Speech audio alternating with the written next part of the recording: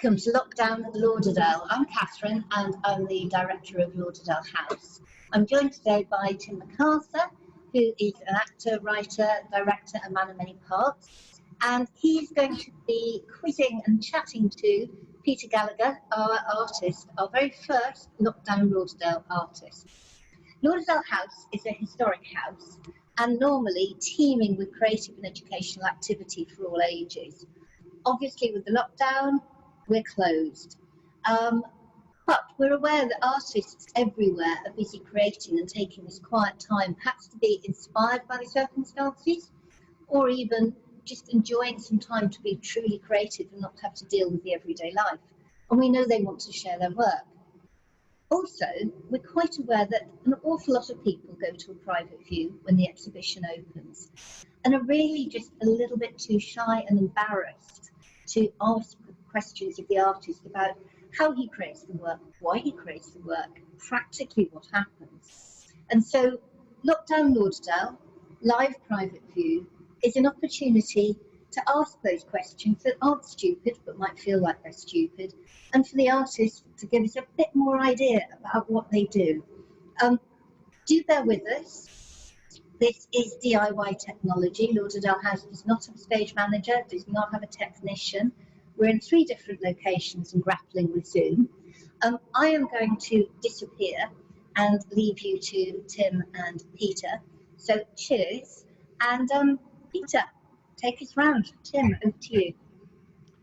Good evening, everyone. As Catherine said, I'm Tim, and I'm delighted that I'm going to be virtually walking around Lauderdale House, the gallery spaces that Peter has been keeping an eye on, especially since the lockdown happened.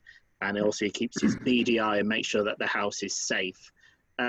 Peter is an amazing artist. Through the times that I've been working at Lauderdale House for nearly 20 years, every time he has held an exhibition, I've absolutely love and adore his style, his way of painting, the colours he uses, the textures, the imagery he makes. So much, in fact, that I actually have my own Peter Gallagher work behind me on my wall. So I'm delighted that Catherine Ives from Lauderdale House has asked me to help guide you all and maybe ask some of the questions that maybe you're thinking as we go around Peter's private view. Hello, Mr. Gallagher. Hi, Tim. How exciting is this, and how sort of a little bit surreal that, you know, through the power of the Zoom, you're going to be taking us around? This is very rare, and it's so strange and echoey in this room because no one around except for me, and there hasn't been for any days now. The reason I had put these pictures on the wall was because I was kind of feeling a little bit, it was like very stark and bare around the place, no kind of atmosphere, because no people are around. Mm-hmm. And so I just thought I'd put some paintings up, a bit of colour on the walls, and it's just, I don't know, it's helping me get through the lockdown, I suppose. Absolutely. And, go on. And that's the most important thing as well, I think, is because Lauderdale House is so used to being so busy all the time, and it's so vibrant that it must feel really odd for you, especially, you know, that it's just so quiet. Yeah, and also imagine a little bit peaceful. Yeah, it is, except, I mean, when I'm in the long gallery upstairs on an evening, because that's where I'm painting most evenings. So should we start? Incredible cracks. The timbers crack like hell in the evening. It's just really noisy. There's no one talking, but yeah. I'm just having a glass of wine, painting, and then there's just big cracks in the house. So that's what life's like here. I know. I think that's the house. That must be the house breathing, Peter. Yeah, it is. Yeah. It's a very old house. The belting of the house. So too much wine. Would you like to start and show us your first painting behind? I can see. I'm going to take you on a tour. I kind of just it's just like go clockwise, and I'm going to go off screen. I think I'm going to put on the camera so you can see the each image. I'm going to say, oh God! I'll just show you the room first. The big emptiness. That's the floor, which is lovely, which is a new floor that when Lauderdale House was transformed, they managed to get some new flooring down, which was lovely. Yeah. And that is the lower gallery of Lauderdale House, where a lot of concerts happened, and also those of you who may come to the jazz concerts. They often happen there as well every Thursday, and hopefully everything will be back as soon as it's safe to come back. And that's Nell Gwyn's bath at the end.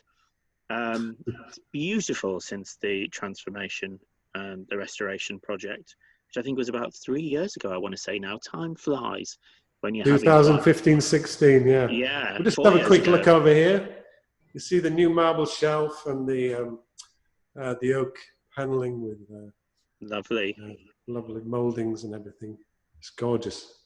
And that's that. And I'll show you another feature. We've got the bas relief of Achilles and Patroclus, Briseis, and the two of Agamemnon's guards who are taking Briseis away.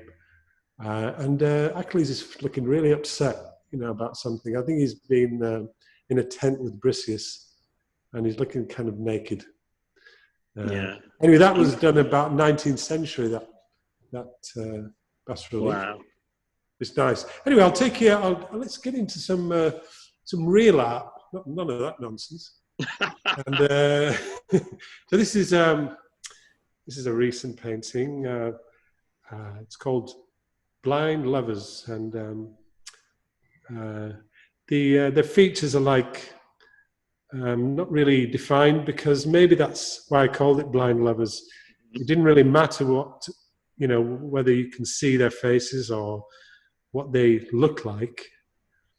But there is a feeling of serenity and calm about the picture, and very warm, summery colours. Yeah, the colours are very soothing. Yeah, and they're just very tender. They're really tender. And I was kind of quite pleased when I did that. Let's move on through to the next picture. This is woman in a red dress. She just seems to be leaving a room. And then bottom left there's a cat who seems to be looking out through a window or something at a black figure. And I think that's a statue. And the statue is looking quite forlorn, as though because the woman in red has left the room. He's a bit sad. And the cat's just bemused by it all. So I'll move along. Yeah.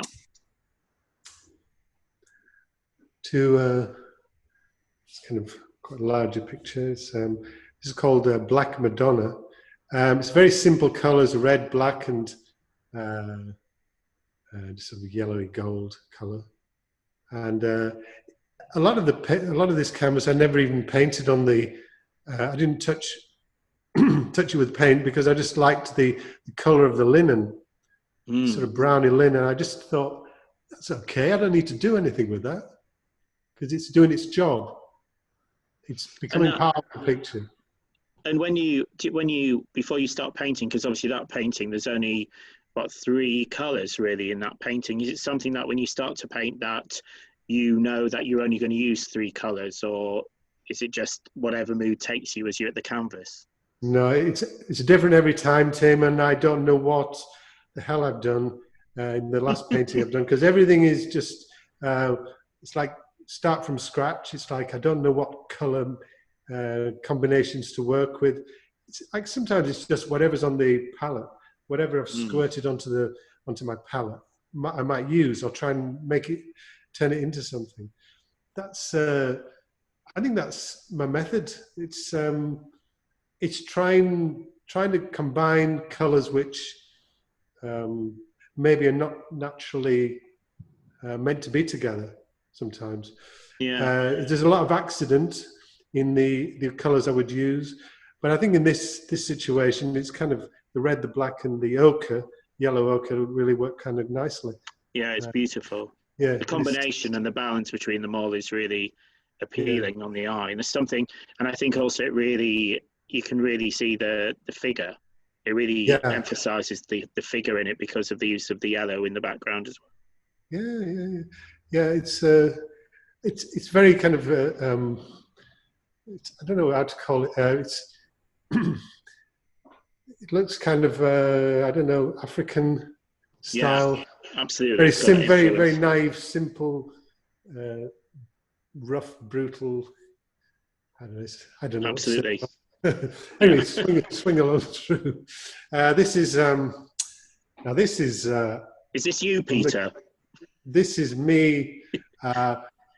This is the artist, myself, attacking my wife, which I don't have. No. And so the artist attacking his wife with a paintbrush. And below left we have we've got two dogs just going crazy in the room, and there's a painting going on in the background that the artist was working on, and the characters in the painting are totally shocked at what they're seeing in the room. They're seeing the artist as going crazy. That's the phone. It's all right. Just turn it up. Phone's at the private view. Just throw it. Okay. So anyway, that's a crazy situation. That painting, Peter. What I've noticed so far is that through your work, you really work with people and paint people and figures. And I find that one really fascinating because you said it's the artist attacking the wife, but painting the wife, which I think is quite symbolic of your work as an artist. And also the use of colour and colours there is really interesting as well. Well, there's such a mix of colours; it's all over the place. It was. I mean, to me, it was a real battle to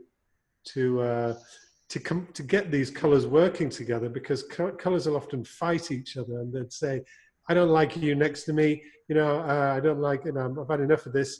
And so colours are always they respond to each other, or they like each other, or they hate each other. And so when you're doing a very complicated painting like this, to try and get everything to combine well is very difficult. And it was a real struggle in the making of this. It changed so many times. There was a bull right in the middle of it, which was involved in this scene. And that kind of didn't work, so I had to get rid of the bull. Just on that, as a question of interest, just when you generally with your work, when you are painting, if there is something, for example, that because obviously if you're doing a pencil, you can rub it out. Just technically, if there is something in a painting that you don't like, is it a question of just painting over it? And if so, how do you paint over it? Do you have to use the right colours to delete that bit of the painting? How does that work? All I need is to do something opaque and rather than a transparent kind of colour. I may use sometimes I might use white, or I might use a very strong opaque colour where it just wipes out what's underneath. Mm-hmm. But sometimes I may leave what's actually happening underneath, part of what's going on. And so, for example, if I did if I did a tree, for example, the tree, the leaves and the branches and the trunk of the tree, they might transform into, say if I didn't like the tree, I might transform it into a person. So what was there before I would use, and it changes into maybe the foliage would turn into a head. The trunk would turn into the body. But that's how my mind works, and when I'm painting, it's just changing and changing, and it's always editing, wiping out stuff, either with colour or using if it's still wet, I can just use a bit of white spirit on a cloth and just rip, rip it. Or I can just start again. I just wipe out the whole bloody thing because it annoys me. So that's it's just like I don't like what I've done. It's gone. It's finished. That's how I kind of think. Anyway, Tim, I'll take you to my next piece. It's called Three Judges Judging. The titles always kind of come afterwards. I never planned to do this at any point until it was finished, which seemed a strange way to approach a work. But it just turned into these three figures, and then this figure on the right, who's kind of half naked. He's got his swimming trunks on or something, and he's just looking very sad. And these three characters are just talking amongst themselves. I think that what they're doing is they're really figuring out what kind of life to give this guy on the right. They're judging him and thinking, well, it's just like being controlled in your own life. Yeah. Sometimes people don't have any control of their own life, and they do what other people tell them to do. And so his life is being mapped out in this situation. They're just kind of thinking, what should we do with him? He's a disgrace. And what can I ask you about, because obviously, you said it's the three judges judging this, and that read on towards if you're looking at it on the right-hand side of the picture, I mean, I would take that just from me, my interpretation of that would be, and this is what I think is really interesting about your work, is I think people will come and they will look at it, and people always have their own stories or what is going on in their head. Which is why it's really fascinating talking to you now about the work. But if I looked at that, I would say that to me looks like it could be like some sort of giant love heart in the background. Well, no, I would say that's possibly a lake, the sea. Okay. I don't know. You see, I don't know, Tim. But to me, all it's doing is serving the composition. It's serving it's doing something mechanically with, when you look at something, your eyes will follow the painting around. There will be, the painting will tell them what to do, where to look. Sometimes you look at a painting and and if it's not very well done, your eyes will be thrown off because when you're scanning something, you just might, if it's badly done, you just can't look at it because it's a disaster, because it's not composed well. It doesn't take you into the painting. It doesn't. It doesn't suspend disbelief. You just end up thinking, I don't want to look at that. Yeah. This is not inviting me. So anyway, I think when I'm trying to do a work, I'm trying to get a person to go into the story, try and get them to kind of go into it and stay in there and forget the world they're in for a moment. Which is really important. I think it is. If that's, you just forget about the world and just go into this someone else's imagination and just like a storyteller, really. And that's what I think your work is, really, stories. I think that's what I do get out of. That's one of the main things that I get out of painting. It's sometimes I get them, sometimes I don't get them. Sometimes the stories are strong or strange, or they can be sometimes weak, but they just come out of doing the work. And but anyway, this painting here, this is a garden party. It's a scene, a big grassy lawn outside some houses, red houses in the background, and it's like a man in the foreground offering a cup to some woman, I think, on the right. A dog is watching in the center. There's two people over on the left. I think they may be dancing. He's got a kind of an oil can on his head, tin can on his head. And for some reason, he's also smoking a pipe. Pipes feature a lot in my paintings, and I think that came from when my father used to. He was never an artist, he was a musician, but when I used to ask him to do a drawing, and he'd always draw a man with a pipe, and it was a very shaky, naive drawing, but it was so lovely, And that's why I'd ask him to, many times over the years, I'd ask him, could you do as a drawing, please? And he'd always do the same drawing. And it was so lovely. It was always a surprise, always a joy to look at.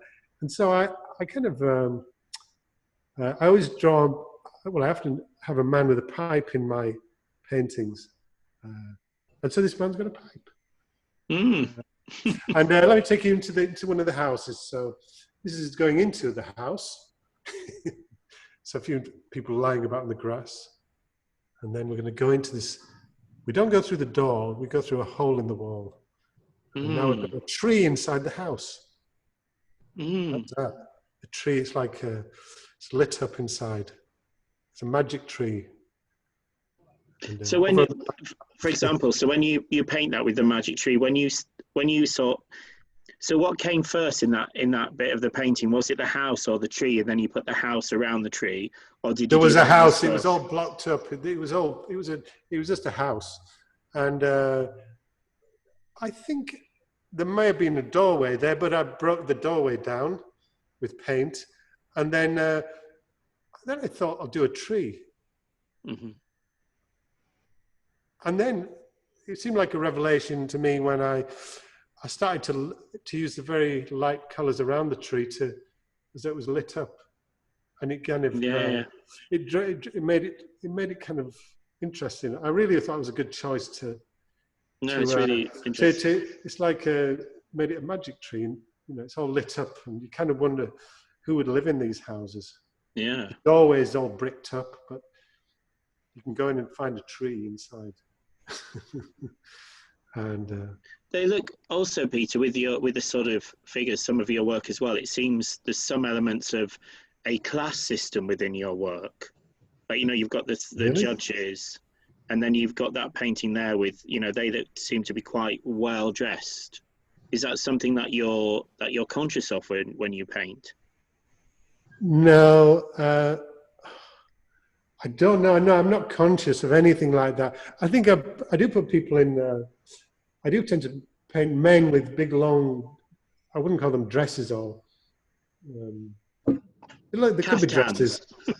They don't seem to. And I always put very fine shoes on them. Yeah. Very maybe ridiculous shoes. I've got a thing about feet, I think. Yeah. Don't know what's going on with shoes and feet. And I used to go out with a woman who was a shoe fetishist. I didn't get to know that well, but that was a strange thing. But she just loved shoes, and I thought, oh my God, what's there to love about shoes? And then, anyway, kind of finding I'm kind of designing shoes and strange hats in my figures, in my paintings. I move on, let's move on to the next one. This is called the proposal.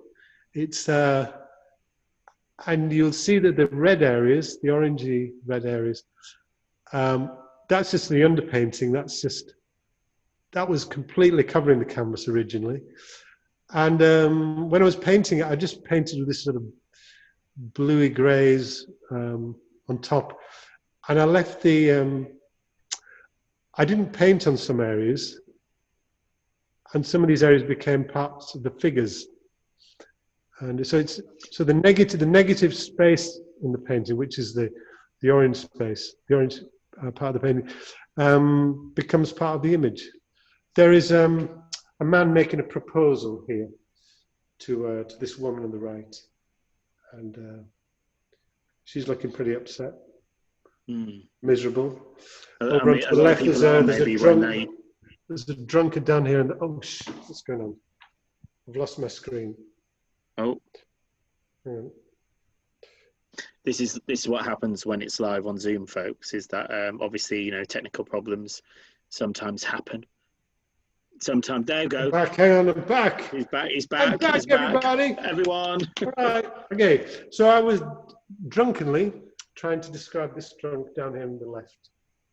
So he's just hanging round. It's such an inappropriate moment to propose to someone with a drunk lying next to you. Yeah. Anyway, I don't know. That's that painting. This is called Acrobats. This started off as I think my first ever abstract painting. I just painted lots of yellow blobs on top of a grey background, and I thought to myself, that looks pretty abstract. That looks interesting, and it didn't. After about 3 days, I just thought, this is awful, and I longed to put figures in there. So I drew this big woman on the painting who's thinks she's got a whip in her hand, and then all these figures seem to come out, which came from the yellow patches of paint that originally were there, and they're sort of flying around, and she's just a big duchess, just very powerful, just walking through the space, and there's all kind of strange animals and people. I'll just take you in to see the Yeah, visitors. absolutely. Let's have a look. There's this strange figure with a mask on. I don't know whether it's an animal or a human. And it's like a sort of big bird's head. And it's the tail of a whale or something, or a fish. And it's fascinating when the detail, when you go really close up, Peter. Is it difficult to do the smaller details like that when you're painting? I mean, I'm not a very, I don't know, I'm not a really, I find it very difficult. I don't know what the brush is going to do. So I tend to paint very fast. If I'm doing very slow stuff, it seems like, what's the point in being careful? Because if I do something carefully, often it will just be a mess. So I'm relying on accidents to happen, I think, in the work. Mm-hmm. You know, I'm relying on sweeping strokes. You know, I don't know. So I'm not really. I mean, I'm not that refined in my workmanship. I don't really know. As you know, I'm not a trained artist. I'm just having a go, and but it's given me a lot of joy, and it's given me lots of stories. They're amazing. I like looking at them. I just love looking at them, and even. And Peter, as an artist, in your mind, what does Peter Gallagher? How does he define the word abstract? I would probably have to look in the dictionary. That's how I define abstract. I'm not really. It's a word I don't understand. I don't really want to go. I don't want to go there. I don't think it's going to give me anything. I don't really. Abstract is something separate. It's not organic. It's something I don't even want to think about, Tim. It gives me a headache thinking about it. No, just with that last painting, you said abstract. It was quite abstract. I would sometimes call my work semi-abstract because it's not really lifelike. It's suggestive of life. It's just it just does enough to do its job, you know. Yeah, and this painting here again, it's sort of, the colours seem to fit well together. Yeah, well, that started off with a very light green wash in the background. So I painted over the whole board. I cut all the boards to size. I had about 6 of them, and just sawed them all up and primed them with this light green wash. Mm-hmm. And then I just, I guess, had this sort of yellow ochre and sort of pinks and blues and greens. Just, I guess they were on the. I mean, when I'm looking at something, I want the colours to work. So I'm sometimes trying in situ to see if they work. If they wouldn't work, I'd just stop using them. I'd change the colour. I'd add something else to the colour to make it work. But I think these colours work very nicely. This is a naked artist who's painting an abstract torso. But he's working from a real life abstract figure in the room. So that's a play on the words, a play on the idea of abstract art. So anyway, I'm a semi-abstract artist, I think. There's a big horse's head there. I like the horse's head. It's just like chopped off. Yeah. That's just there, and a little vase. Yeah. Leading up to what's it leading up to? It's leading up to a hand. I don't know. I don't know if there's anything to see. It's taking a journey. Peter, you mentioned earlier about that you don't know what the brush is going to do when you start painting. Is it the same with, obviously, with the canvas, of the colour of the canvases? Because you said you've, so far seen your work, you've used quite a variety of colours on the canvas. Yeah. So when you come to paint, do you know what colour you want to work with on the back of the canvas, or is that a complete organic thing when you think what's on your Well, it didn't really, it's like it didn't really matter. I just put anything on the canvas and then see what it suggests to me. I'm not really that deliberate about anything. I really wouldn't know. It's like working with a language I don't understand. It's like me trying to write a letter in Arabic or German. I don't understand the language. I'm just putting German words onto a thing. I don't understand what they mean. And in the same with I don't understand what the paint is going to lead to. None of these have ever been preconceived. None of them. Mm-hmm. I wouldn't know what they were until days later, weeks later. Suddenly it will turn into something, which it's like I arrive at it somehow. That's how it kind of. And we should point out while you were talking there, while we're talking, that the screen that people would see at home wasn't one of your paintings. That was actually one of the walls at Lauderdale House. This is one. That was. I was wanting to show you a few bricks. Yeah, just so we're clarifying that, just so people don't. He's painted a wall, but this is now one of your paintings. This is the beam. Yeah, Tudor beam from 1582. 1582, indeed. Yes, and there's quite a lot of these Tudor beams around the place, cracking away in the night. Now, talk to us about this painting, Peter, because this is probably one of your most, I would say, interesting processes of painting this. Well, it's not for the first time, I will say, that when I've been starting to work in a canvas, done something and thought, well, it's not really doing it for me. And then I would turn the painting upside down and start again. But I would actually use what's there underneath to actually suggest things.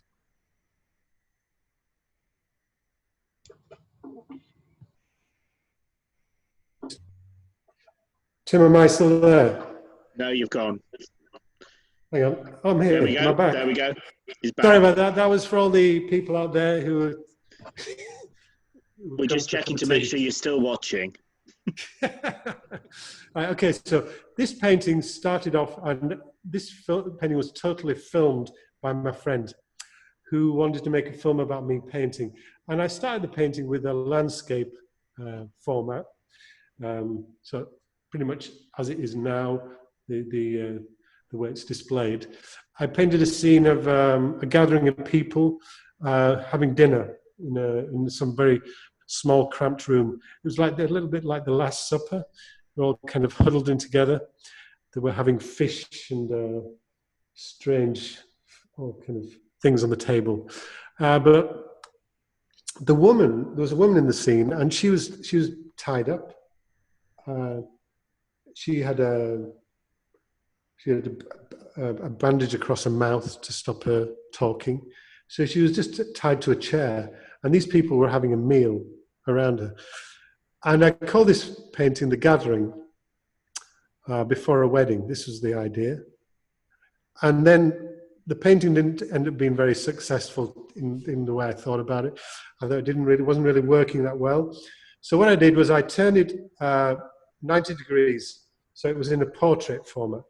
And I thought, I'll just do something else. And I ended up doing two figures, a man and a woman, in full dress, full costume, very strange Eastern costumes, beautiful colours. And the woman kind of looked unhappy, but they were getting married. She was getting married to this very brutal, rich guy.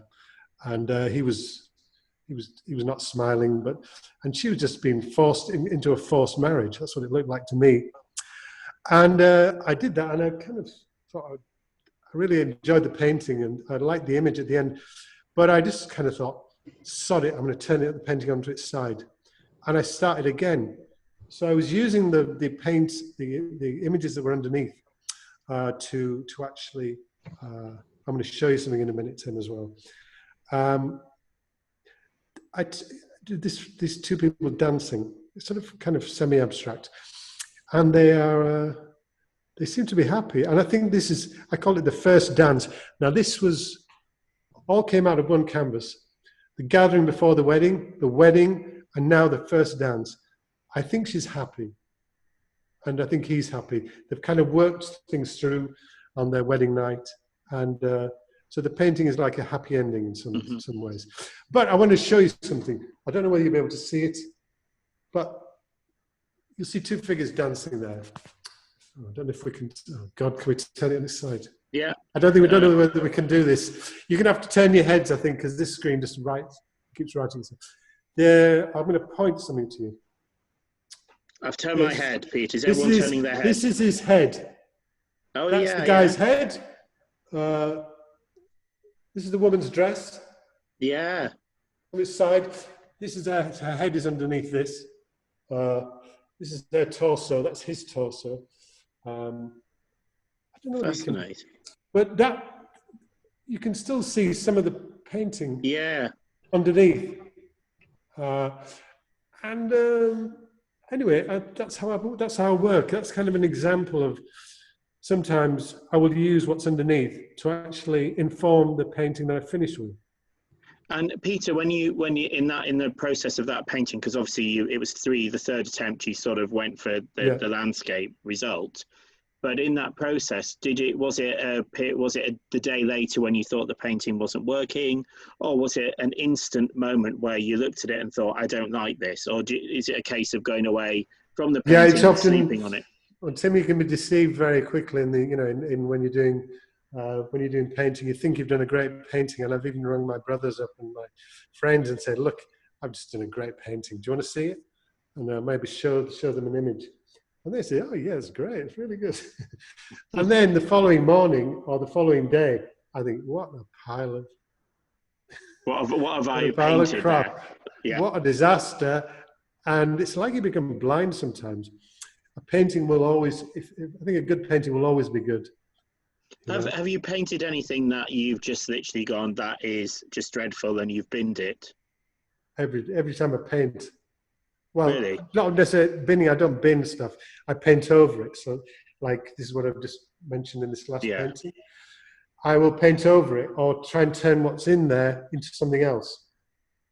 So there's not a case of you having, canvases stored behind your bed of work that you've just thought, oh, I'm never going to touch that again. Yeah, I mean, I know when when a painting's finished. And I don't want to touch it anymore. And it really tells me when it's finished. So I do know. And roughly with the time scale of painting, are they all different time scales of how long it takes you to paint something? It usually takes quite a while because I'm trying to find what the image is, and I don't get it straight away. I don't know what it is until maybe several goes later. And also, when you're working with oil paints, it's very, very wet, and it takes a while to dry up, and so that you can work on top of it. So sometimes the colours will get very muddy together if you just keep on working on it, and it just ends up being the same colour.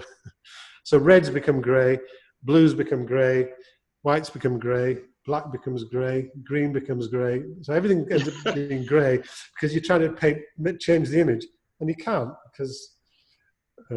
this one here in front of us is called Journey to the Afterlife. It's a woman and her child.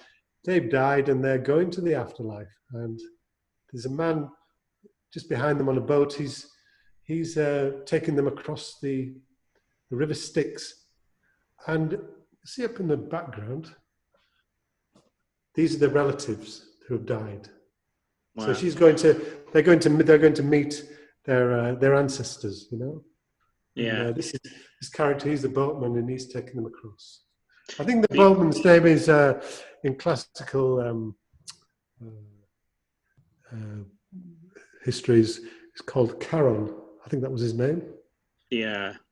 I don't know. Not being much of a scholar, but just swinging right. We've got a woman sitting on her bed, and she's with a statue, which is her lover. And this seems to be a theme that seems to come up in my work, or a recurring stories in a way. That statues are, I find them quite interesting in that they sometimes they suggest life to me, you know. Mm-hmm. Or it would be interesting if they did come alive, or that Yeah. I don't know. They've got, I mean, they are figurative forms there. So they've, in a way, they can become part of the scenery in a lot of my paintings. I find this one fascinating, Peter. This painting is, I call it, well, it's just pink nude. I think it's half animal. It's got a tail sticking up at the back, but it's I think it's female, but it's almost got claws, like it could scratch the hell out of you. Big claws. I'll just zoom in on them. There's like a dog's claws or something, and the features are all, doesn't really have a nose or mouth or anything. It's just a lump of flesh, and I love this painting. It's done in acrylic. I did it in Poland, and a friend let me stay at his house over there, and I stayed for a week, and I just bought loads of canvases and just painted in the garage, and I did 4 paintings, and this was one of them, and yeah, it's just a provocative nude. It's very sexualized, I think. It's saying, "Come to me," you know. That's how I kind of see it. It's like suggestive. And how difficult was that to get back on the plane? How did you get it back on the plane? Well, all the canvases were small. I was able to do it because I was using acrylic. It dries very quick, so I'm not going to have any issues with smudging paint. So this was all figured out, you know. I was able to bind them all up, and I think I put them in my suitcase, so it was okay. Good. Anyway, moving on. This is I call this one Prejudice. There's a woman who's had a child. This is a child that's like a bit like a monster, and she's holding it. She's showing it around to the village and saying, "Look, this is my child. I'm so happy," and everything. And they're all kind of they don't like. They're thinking, how can you think that's beautiful? You know, but she can only see. She just thinks it's a baby, but it's a monster. So that's what she's given birth to, and everyone thinks she's mad, and they don't want to enjoy her baby. They're ignoring her. I don't really understand. There's also another interesting about. You will see within the face there's another face. Oh my God! See that? Wow. What a mystery. Well, that's within that as well, Peter. As well, is that the sort of same thing as the other painting with the tree in the house? That did you paint the face and then decided to paint another face? Yes. Face within the face, or was the face the small face? I was working on another face next to it. I just thought I wasn't happy about it. Maybe it was in the wrong position within the canvas, within the composition, and I decided to paint something, start something else. But then I thought, hang on a minute, I'm going to leave that. I'm going to leave that part of the face. Two-faced. Two-faced, in fact. Two-faced. A few more left, about 3. Well, we're going. Anyway, this is called the Barbershop, and the mother, this lady here, she's taking her son, her big son, and she's holding his arms behind his back. She wants him to have his hair cut, and the barber is coming in with the big shears and chopping his hair off. And that's something that we could all do with now during lockdown, Peter, is getting our haircuts. Yeah, and she's got very strange shoes. Yeah, your shoe thing again. That's a weird thing with the shoes. Look, I'll just show you the other shoes. Oh yeah, shoes. That's a shoe theme. So yeah, that's that picture. I took that picture to China. and had an exhibition over there in Beijing.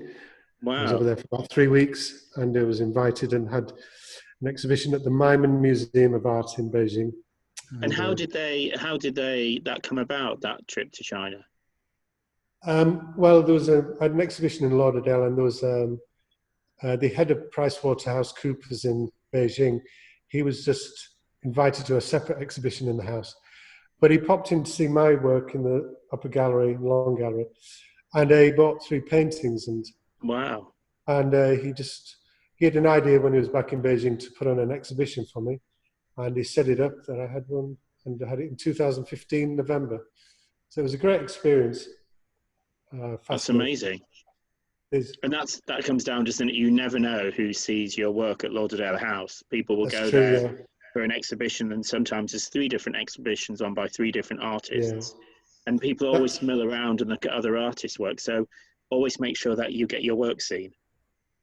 I think you've got to be opportunistic, or that's a I don't even like the sound of the word, but whenever whenever I'm being offered something, I don't think about it. I don't really think, oh, I better ask someone, or I better think about it. I never say I'm going to think about it. I just say yes.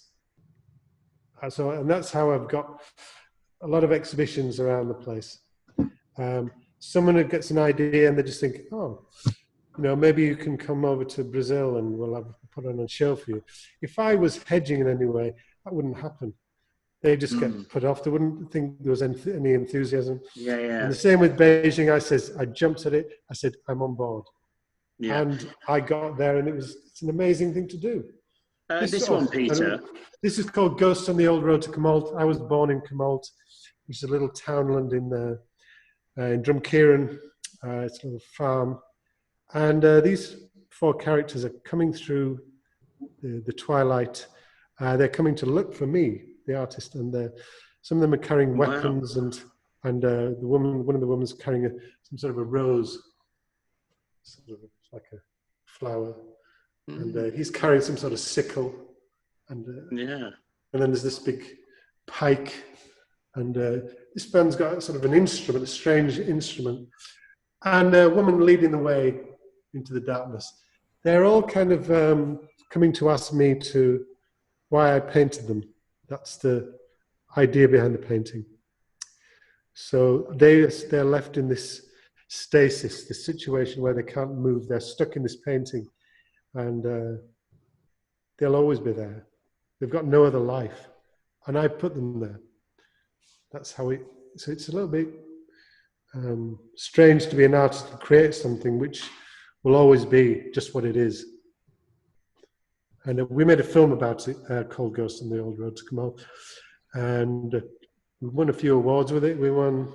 Wow! Congratulations. We won in Prague. We won in Solaris Film Festival in Nice, and we won in Vienna. So we did very well with that, based on that stuff. Yeah. And did that come about for your paintings influencing your movie work then? Yeah, well, this trying to think we were trying to do a painting about the artist. It's just this basic idea: the artist goes to the other side to deal with his demons. Now, in a way, these characters are his demons. He's being haunted by them. So he tries. Eventually, he decides to go to the afterlife or through into their world, and to say sorry, to like he's created them, and then they're very angry with him. So he goes into their world, and they ask him. Well, they well, I don't know what to say. They brutalize him a bit, because they're getting their vengeance for him for being stuck in this world, which was not to they didn't want to be there. Anyway, I don't know what more to say about that. So this is L'étranger. It's based on a painting. It's not based on a painting. It is a painting of the character called Merceau, who was in Camus' book L'étranger, and that book was really a powerful book to read. Very, very short book. I don't read a lot, but that was a real hell of a book. And I really found the character Merceau interesting. He's just been walking on the beach and he's killed 2 Arabs with his gun. That's what happened in this story. And I just did. I tried to paint his feelings after he's just done this. This is just straight afterwards. And this painting ended up on in an exhibition in Camden in Flute's Cradle. And there was Bob Dylan was just passing by with forgot his name. But they were making a film. Bob Dylan. Has he done much? I don't know. I never listened to him. He's a singer, songwriter, and but anyway, he was going by and he looked in the window and he saw this. He was looking for an album cover. He went into the cafe and he says, "Can I sit in the corner, please?" And to the manager said, "Of course, you know." And Bob Dylan had his he had a big top hat on and looked like a funeral director. He sat in the corner with his leather gloves on and I think he had a cane with him as well. And he just wanted to sit in front of this picture. He said he really loved the painting. And anyway, I didn't realize it was going to be used until my friend was in Tower Records and saw my painting behind Bob Dylan on an album cover.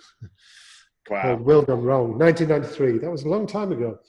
That's like 27 years ago. Mm. Christ. Anyway, that's an interesting story. I got the painting back. Bob Dylan bought the painting off me. Well, he didn't buy it off me, he bought it off some woman who was a bit of a liar. She pretended she wanted to buy it for herself. And this was before I knew it was being used for Bob Dylan. And I think she gave me 500 quid. She sold it to Bob Dylan for about $2,500 3 days later. She knew all of this was going off, and I didn't know anything. Mm-hmm. It was like a bit sneaky. Anyway, I've got the painting back. I'm very happy to have him back in the house. L'étranger is back. Yeah. And this is the last one in the gallery. It's those 2 degrees self-explanatory. It's a boy, and he's in a coffin. And there's the mother and the father. And I think there's another character inside this one. Like this. God, I can't see. Lost the screen. Oh, here we go. This is another head figure within the figure of this mother. And I think this is the lover of her. This is the father, the mother, the lover of her. And this is his child, I think. Mm. It's not his child. He thinks he's the father, but he's this guy here, who she's thinking about, and the one in her heart, her love. He's the father, and he cannot come to the wake. This is the wake. Mm. So he's been held back. That's the exhibition down here. I just want to take you up to the long gallery, just show you something I'm working on now. I'm just going to have a quick glass of wine. That's the piano. And I'll take you through the. I'm just going to change the screen. Now, hopefully that will still have Peter when we go on this little tour, because he's going to walk upstairs. So hopefully the connection will still. No, I'm going to show you what I'm seeing. Keep with us. It's not that interesting. That's Peter's reflection. Staircase, big staircase. The staircase used to go up this way before, and decided to change things around and made the staircase go the other way in the early 17th century. I'm walking up. There's a trompe l'oeil behind here, painting, it's paneling, it's wainscoting. I just swivel around and look up at the cupola. Or the lantern. It's a very beautiful. I love that. Gorgeous. Very That's lovely. one of my favourite features of the house. Yeah. It's Lovely mouldings. And there you go. Very nice. Just a little bit of the light coming in through the trees. Yeah. And pretty. Through the upper gallery. I'm going to kind of show you my little surprise for this show. And this is something I'm working on now. So this is a figure on the left. It seems like he's got a hat, which is a boat, and he's walking with a cane. And then next to him is a figure in red. I think the figure in red is a water carrier without the water buckets. So he doesn't have any water buckets. He's got a kind of a interesting looking hat. Yeah.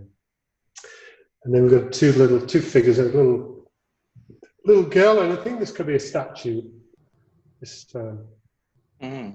figure formed. Behind is a ship, which was I thought I love this. Well, this boat or whatever you call it. I just thought it was a great looking hat. I thought, I love the way colours. Really echo some colours in this ship. We'll have two people standing up on deck. Maybe it's a romantic liaison, maybe there's something more strange going on. But anyway, that's the background. Then moving across, seeing the scene expand. This woman over on the left, she's. Peter, you might have your finger just on the mic a little bit. Oh, really? I don't know. Okay. So there's a figure on the left. She's kind of looking over at the boat. She seems to be running. And then the figure in the middle is directing the attention over to the left. And then there's a man on a horse. And then down below, we've got two figures. And then we go further to the right. We've got a very strange development here. There's three figures, brown-coloured figures in the background. And below them is a naked woman. She's just lying down. And I don't know what condition she's in. I don't know what's happened to her, what's going to happen to her. But it's just there. And just there left, there's a woman, a very blue and bright coloured woman here. Sort of reddish hair. She's kind of going through a red door. And I don't know she's just part of the image. This figure here is almost getting involved in this painting as well. So all the paintings are kind of overlapping each other. I wanted it to be I was thinking it should be a triptych, which is like three paintings which become part of one story. And I divided them with this big red line down this line, going straight down through and straight down through there. Yeah. Actually, I like the red line as a piece. I don't even need to cut the painting up. I was thinking I was going to have to sew it into three pieces. But I don't. I like the red line now. I think that's become part of the painting. Absolutely. And I also think it's... And that's what it looks like as in the full scale of the work. Yeah, it's probably one of your longer canvases as well, isn't it? Yeah, it's probably one of the longest I've ever done. And this came, this piece of wood was the middle shelf to a thing called Nell Gwyn's bath. For those of you who know Lauderdale House, she used to live here in the 1660s, and she had a couple of children with Charles II. She lived here, and in fact, her King's Chamber was just behind here.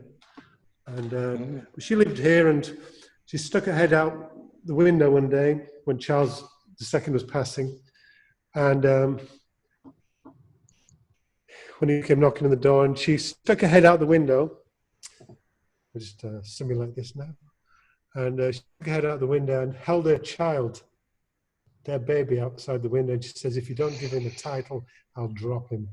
Oh. And he said, "Save the Earl of Beaufort." And so therefore the child, who didn't have a title, all of a sudden had a title. So that's something that happened. But look at this wood. This is the painting, the back. Yeah. Middle shelf. This is from Nell Gwyn's Bath. This was where all the well, this is part of the that kind of bouquet, or whatever you call it, the recess in the lower gallery that's what we put all the flowers on for weddings and everything. So I look forward to seeing that your latest painting hanging up in the house, Peter. Now, just before we, still wet. It's still wet. So it's a bit too early. Just before we finish, obviously that behind me has been the painting that, and it's a really what I love about this painting here is that when I started working at Lauderdale House, I remember seeing this painting. And then I think the first 12 months of me working at the house, everybody that I knew came to the house and would say, "Oh, that's Tim, you've painted Tim." And we'd go, no, that's not me, even though it looks quite like me when I was younger and thinner. And I love it. And then you kind of give it to me for my 30th birthday. And I love it because it's just. How old are you now, Tim? 32, 2 years ago. And but I just love, I don't know if you can see it because the light's fading a little bit. Yeah, it's a long time since I've seen it, but it was just so interesting that you painted it 6 months before we met. Yes, but without even knowing you. Without even knowing it. It's your self-portrait. And the name for it was The Clown with Funny Ears. And that's what I called it. Clown. Peter, I want to thank everybody. Oh. Peter, one final question for you. Go on. Just because obviously this is a new thing that we're doing with Lauderdale House, and we're going to be doing more, hopefully, of people's exhibitions over the next couple of months, depending on how long we're in lockdown. But just a question, if there are any budding artists out there who are watching this tonight, do you have any advice for them? About what? About exhibiting? About painting, about just even having the confidence to actually paint something. What would you say is? Well, look, most of my work is just I've never really known what I've been painting, and don't be put off by making mistakes. This is very key as an artist in all the arts. Never give up. Take accidents when they happen. You know, things will happen good, but just be brave. I don't know. Just don't be afraid to fail, because most of my work, this painting here, the paintings you saw before, most of them were in part failures. They had to be improved, and there's nothing wrong with saying that about anybody. You know, your work can be improved, but you've got to start seeing for yourself, improve it yourself, look and see where it's wrong. Don't let people tell you. Look, listen. You know, as for a musician, well, listen if you're a musician. Listen more, and if you're an artist, look, and be self-critical. Be hard on yourself and do it until it's good. That's all I'm saying. Great. Well, Peter, thank you so much for sharing your amazing work with us this evening, and on this virtual private view, which I think is a first for Lauderdale House, and it will go down as one of the history of Lauderdale House. Catherine Ives, the director of the house, will, I'm sure, be using this many times in the future. That we even did a Zoom art exhibition. Well, thanks everybody that's been watching this evening, and we really enjoyed it. I enjoyed taking around the gallery that was empty. I felt like it was populated. with your presences. And maybe this will, maybe Thank you, this. Tim and Catherine, as well. No, thank you. But maybe this is something that will happen in the future with art galleries. Maybe there'll be private views will be a 2-meter tour guide theory of a private view as opposed to people wandering around. I'm going to leave you with that thought, Catherine Ive. Thank you. Thank you, both of you. Yeah. Absolutely. It was long. That was too long. Get the editing machine out. No. It's absolutely fascinating. And I think a real privilege to actually go around and talk about that work with a bit of time. A traditional private view is very convivial, lots of fun. But if it's busy, you never really get to look at the work properly and think about it. And I think that was what was really lovely about this. If people want to look at the work and linger a little more, the whole exhibition is up on the Lauderdale House website.